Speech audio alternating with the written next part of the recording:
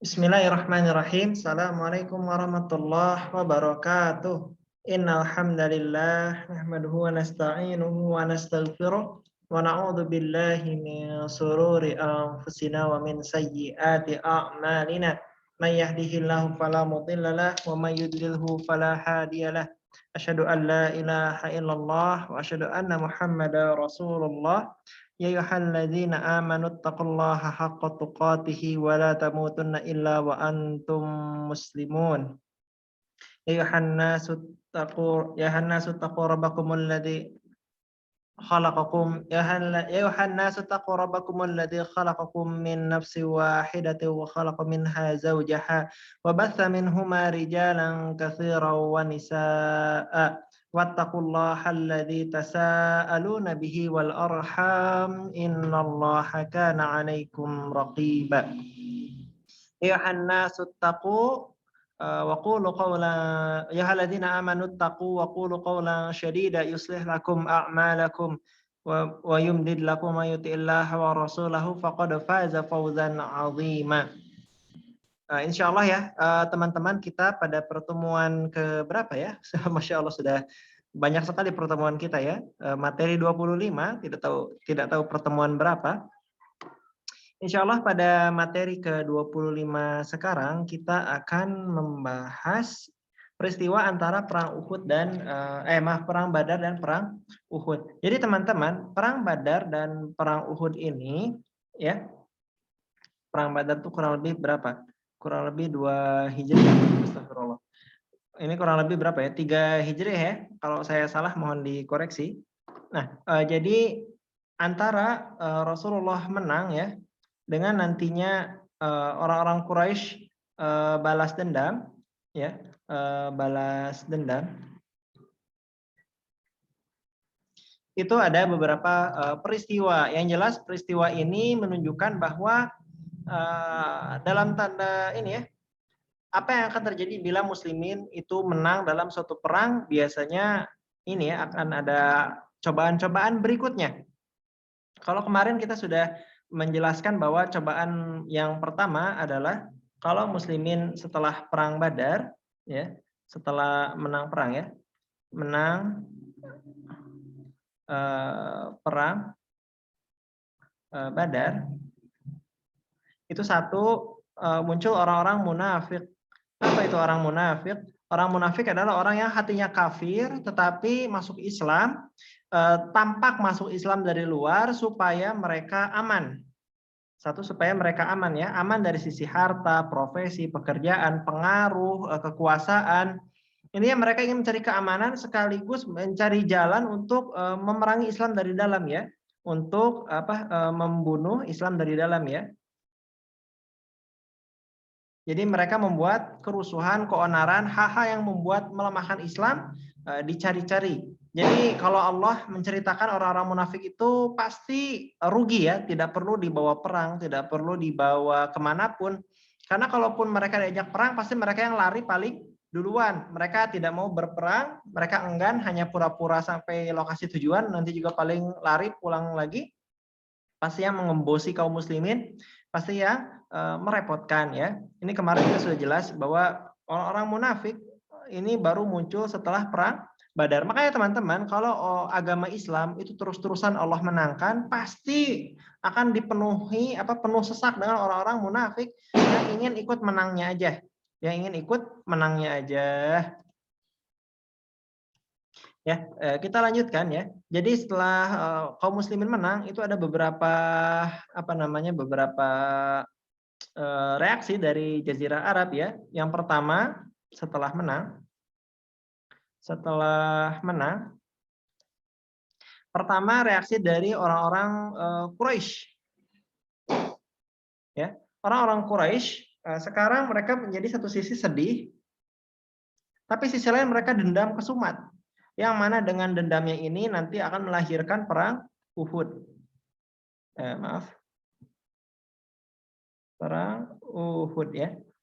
Jadi orang-orang Quraisy itu sedih, dendam, nanti dengan dendamnya itu akan melahirkan perang Uhud. Yang kedua, itu ada orang-orang Yahudi. Orang Yahudi sebelumnya mereka ini ya sombong dan sembrono merendahkan kaum muslimin di Madinah. Semenjak kaum muslimin menang, maka mereka diam. Mereka tetap memerangi kaum muslimin ya dengan segala cara, tetapi mereka dalam diam, tidak lagi berani untuk sembrono ya, untuk sombong, untuk ya biasanya kan mereka ini ya dengan kata-kata kasar sekali pada kaum muslimin, dengan serampangan ingin selalu memerangi kaum muslimin. Rasulullah berusaha bersabar, namun ternyata tetap saja mereka sulit untuk ditenangkan. Yang ketiga, ini ya tadi ya orang-orang munafik sudah jelas. Yang keempat ini ada Arab Badui. Arab Badui. Jadi teman-teman, pada zaman Rasulullah itu sudah biasa ya antara sesama bangsa Arab lintas kabilah itu mereka saling perang ya, juga rampok, perang juga rampok ya, dan seterusnya. Arab Baduy sekarang mereka tahu kaum muslimin kuat sehingga mereka tidak berani ya ciut, tapi juga mereka ini ya mereka iri ya, dengki ya pada kaum muslimin, ingin menguasai kaum muslimin, ingin menunjukkan bahwa kaum muslimin itu bisa dikalahkan. Jadi ada banyak orang ya setelah menang reaksinya seperti ini ya, ada orang-orang Quraisy seperti apa, orang-orang Yahudi seperti apa. Dari Quraisy dendam, orang-orang Yahudi mereka menjadi diam, orang-orang munafik mereka baru mulai bermunculan ya. Sebelumnya orang kafir di Madinah nggak mau masuk Islam, ya udah mereka menunjukkan kekafirannya. Setelah perang Badar mereka pura-pura masuk Islam. Sedikit yang tidak pura-pura masuk Islam ya. Kemudian ini ya orang-orang Arab Baduy mereka akhirnya dengki pada kemenangan kaum muslimin. Nanti ada beberapa perang teman-teman, ini ada perang Bani Sulaim. Ini perang yang penting ya, Gotofan. Kenapa penting? Karena ini Bani Sulaim dan Bani Gotofan nanti masuk Islam, ikut Fathu Mekah. Ya, nanti mereka masuk Islam. Tapi selama ini mereka terus-terusan membuat repot kaum muslimin. Tapi bedanya Rasulullah ini ya cekatan. Rasulullah itu cekatan, tidak tinggal diam, pasti Rasulullah serang duluan. Gimana Rasulullah serang duluan? Ya caranya Rasulullah pasti sebelumnya sudah sebar mata-mata. Jadi Rasulullah itu dahsyat dalam arti strategi perang, pasti up to date. Jarang sekali ketinggalan berita di Jazirah Arab ya. Rasulullah ini ya tidak mengetahui hal goib, makanya Rasulullah menyebar mata-mata supaya selalu up to date, dan setiap kali ada kabar ada yang ingin menyerang Madinah, Rasulullah serang duluan. Di sini Bani Sulaim ya dan Bani Gotofan diserang duluan, Rasulullah mendapatkan 500 unta, budak, menguasai lembah dan sebagainya. Nah begitu teman-teman ya, jadi kalau Rasulullah itu tidak mau membiarkan perang itu di sekitar kota Madinah, karena pasti yang rugi penduduk kota Madinah, kebun-kebunnya hancur ya. Pasti perang itu akan menyerang duluan orang-orang yang berniat menyerang kota Madinah. Nah kemudian teman-teman ini ada Umair bin Wahab al-Jumahi. Umair bin Wahab al-Jumahi ini benci sekali dengan Rasulullah, sehingga Umair, ada lagi Sofwan. Kalau Sofwan kita sudah tahu ini anak Umayyah, Sofwan bin Umayyah, yang ayahnya tewas di perang Badar ya. Karena kedendaman baik Umair maupun Sofwan sama-sama dendam, Umair namun sayangnya dia miskin. Sehingga ketika ia ingin Umair ketika ingin memerangi Islam, membunuh Rasulullah, ia mengkhawatirkan keluarganya gitu kan. Ketika sedang berdiskusi di Hijr Ismail, sepakat bahwa Sofwan nantinya akan menanggung keluarga Umair ya, seluruh nafkahnya, hartanya, asal Umair mau membunuh Rasulullah. Ini hanya mereka berdua yang tahu ya. Ketika dalam perjalanan Umair akhirnya sampai di Madinah, hendak membunuh Rasulullah gitu kan, dengan ya mau bernegosiasi. Judulnya sih katanya negosiasi tawanan.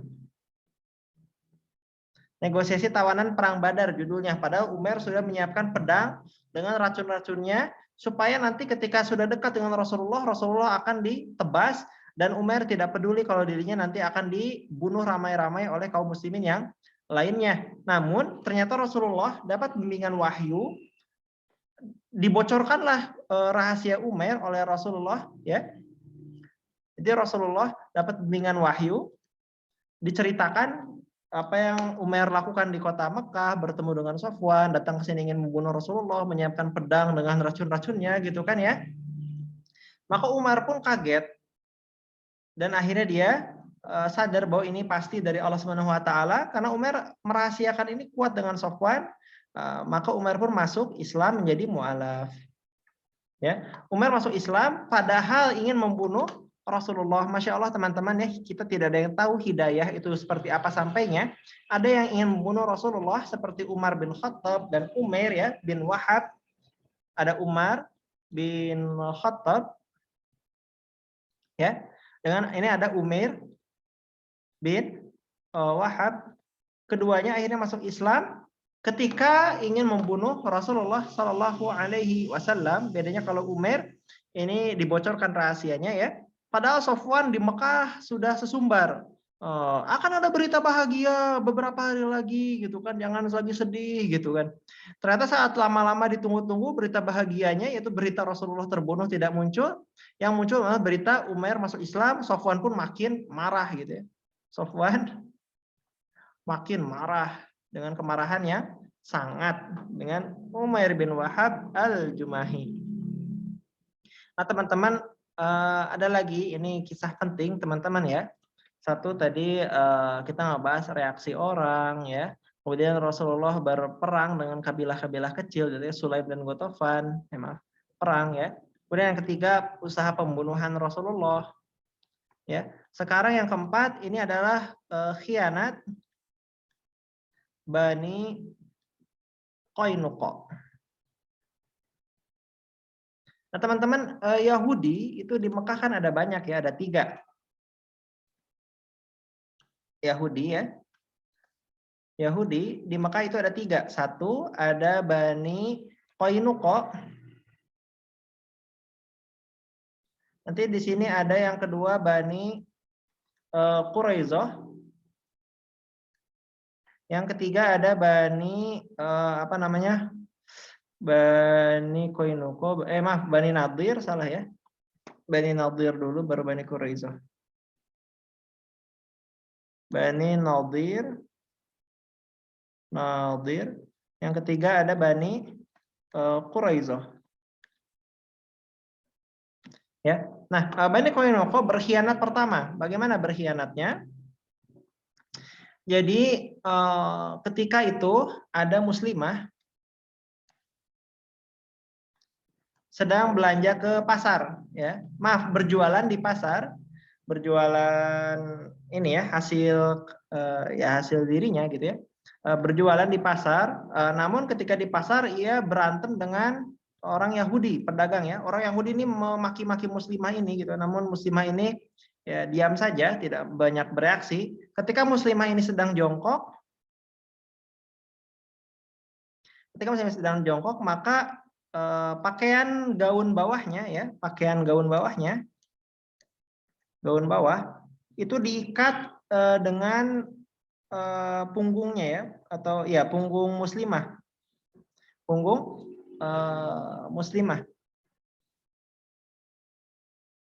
Sehingga ketika muslimah tadi berdiri, maka aurat muslimah tadi terbuka. Ya. Jadi ini adalah penghinaan dari orang-orang Yahudi. Ketika orang-orang Yahudi meledek muslimah ya karena pakai cadar, karena pakai cadar. Ya, jadi teman-teman kalau teman-teman di sini ada yang pakai cadar, kemudian dicaci maki, dihina, ya di apapun ya, ini berarti mengulang lagi peristiwa orang-orang Yahudi ya. Ketika muslimahnya dihina, oh pakai cadar apa? Di waktu sholat itu bid'ah. Ketika muslimah ini pakai cadar, dihina, dicaci maki, maka muslimah ini diam saja. Namun ketika muslimah ini jongkok, ternyata gaun bawahnya diikat dengan punggung muslimah ya, baju bagian atas, sehingga saat berdiri aurat besar ya, aurat besar muslimah ini terbuka dan muslimah ini berteriak.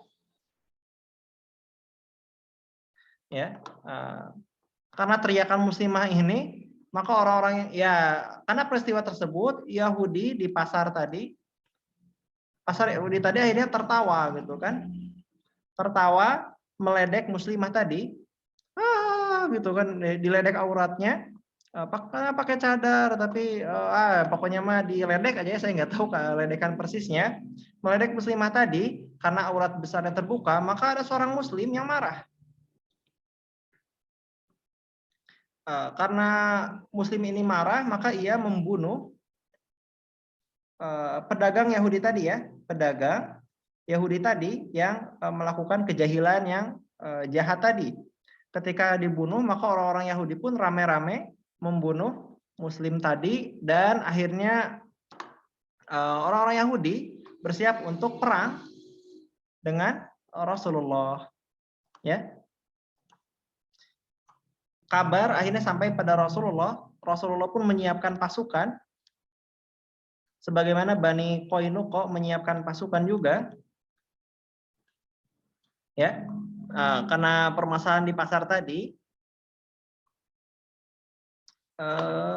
sampai mana? Ini banyak ya teman-teman ya. Nanti mohon detailnya dibaca sendiri, karena kalau live kan waktunya terbatas. Sedangkan tulisan saya banyak, jadi nanti silakan dibaca untuk detailnya. Akhirnya Rasulullah datang mengepung benteng Bani Qainuqa selama 15 hari. Ya. Dan akhirnya Bani Qainuqa menyerah.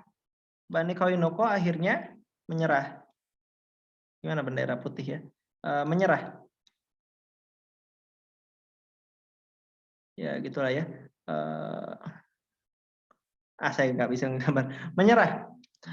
Bani Qainuqa akhirnya menyerah. Akhirnya pasrah pada ketentuan Rasulullah. Rasulullah awalnya ingin memberikan hukuman mati bagi seluruh pasukan Yahudi ya, hukuman mati. Namun ternyata muncul Abdullah bin Ubay bin Salul, orang munafik yang bahaya ini, yang menyebalkan ini, Abdullah bin Ubay bin Salul, yang memaksa Rasulullah ya, ini memasukkan tangannya ke kerah baju besi Rasulullah hingga Rasulullah benar-benar marah. Hanya Rasulullah meminta jaminan kepada Abdullah bin Ubay agar orang-orang Yahudi Bani Qainuqa ini ya, Qainuqa ini untuk diminta jaminan diusir dari Madinah, jadi tidak jadi dihukuman mati, diusir dari Madinah, pergi ke Syam, ya akhirnya benar-benar mereka Yahudi tadi pergi ke Syam, ya, dan ketika pergi ke Syam ternyata Allah tetap saja mengazab mereka sehingga orang-orang Yahudi ini terbantai. Karena saya tidak tahu ya apakah karena suatu peperangan Yahudi Bani Qainuqa terbantai sehingga mayoritas mereka tewas. Mayoritas tewas.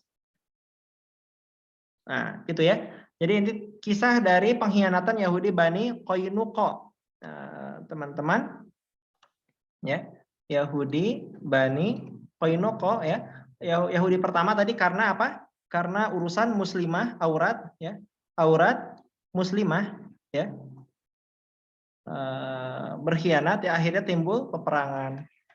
Mudah-mudahan jelas ya teman-teman ya, bahwa Yahudi ini benar-benar jahat, membuat aurat besar muslimah terbuka di tengah pasar.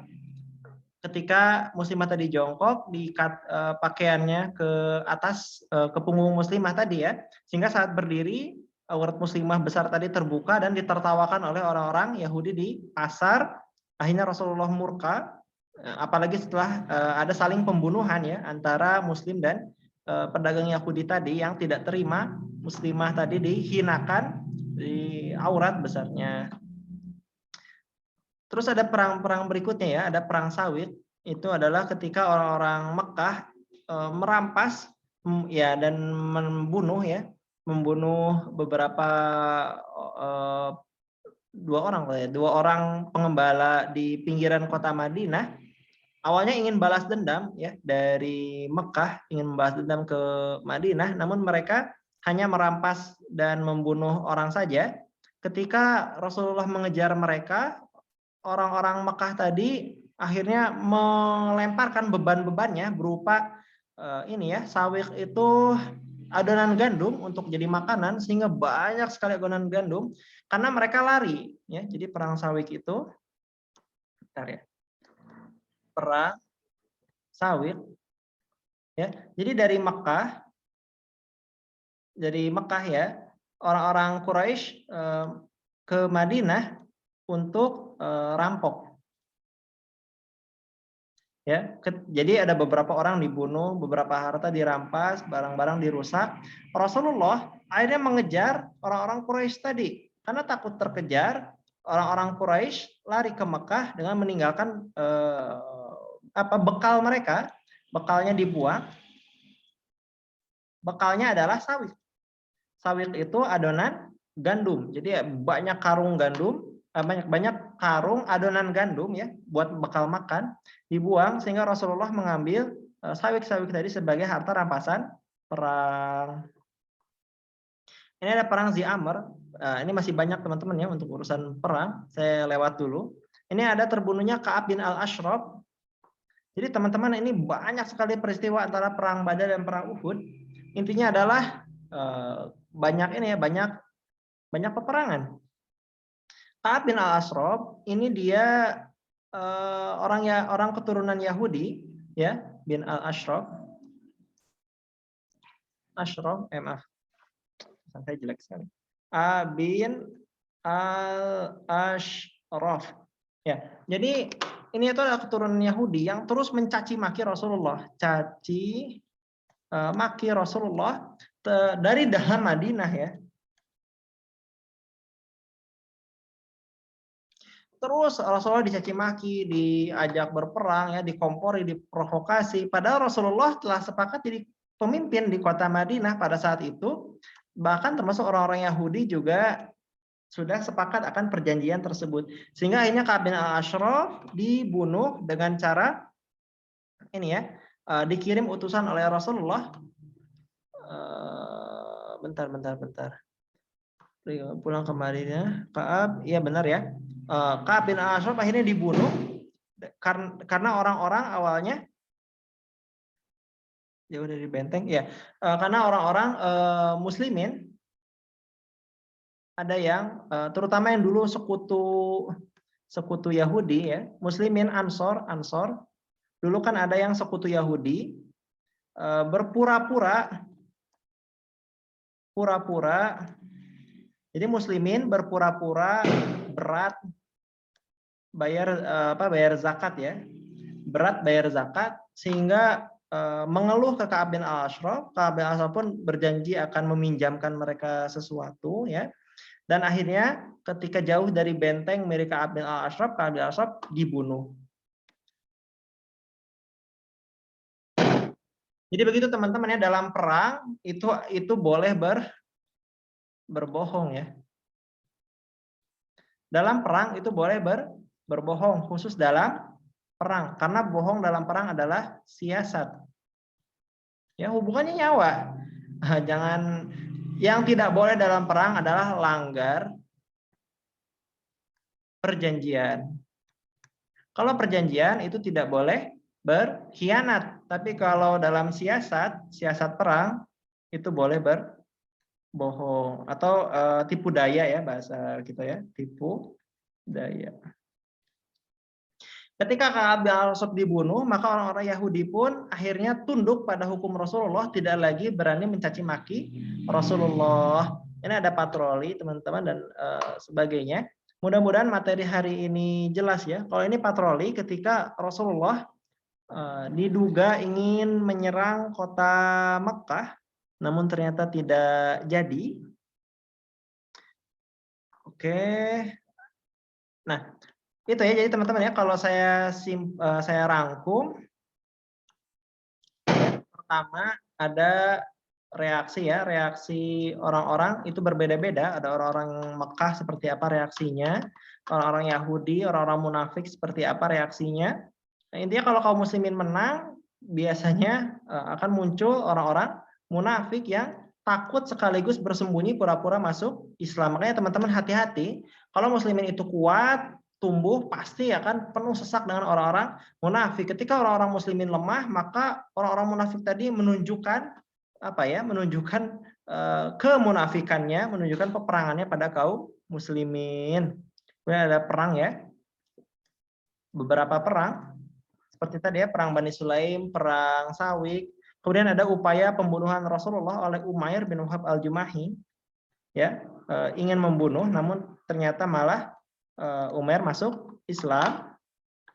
Kemudian berikutnya ada ini ya, pengkhianatan, ini terutama peristiwa besar ya, khianatnya Yahudi Bani Qainuqa. Ya. Kemudian apalagi ini perang panjang ya, perang Sawik. Kemudian pembunuhan siapa? Ka'ab bin al-Ashraf. Karena selalu memprovokasi perang terhadap kaum muslimin dari dalam kota Madinah ya. Bin al-Ashraf. Oke. Itu ada patroli Bahrain dan sebagainya. Mudah-mudahan jelas materi hari ini teman-teman ya. Ada chat, izin live karena di sini sudah mau buka. Jazakallah wa iyyakum. Ya, karena di sana juga mau buka ya. Mari kita tutup dengan hamdalah bersama-sama. Alhamdulillahirabbil alamin dengan salawat. Allahumma shalli ala Muhammad wa ala ali Muhammad kama shallaita ala Ibrahim wa ala ali Ibrahim wa barik ala Muhammad wa ala ali Muhammad kama barakta ala Ibrahim wa ala ali Ibrahim fil alamin innaka Hamidum Majid. Teman-teman, selamat berbuka ya. Terima kasih sudah hadir di Sirah Nabawiyah kali ini. Mudah-mudahan kita semua reuni di surga Firdaus, surga pagi 3, pagi tengah, sumber mata air segala surga di bawah arsy-Nya Allah bersama para nabi, para rasul, as-siddiqin, asy-syuhada, as-sabirin. Terima kasih. Assalamualaikum warahmatullahi wabarakatuh. Wa iyyakum wa iyyakum. Terima kasih semuanya.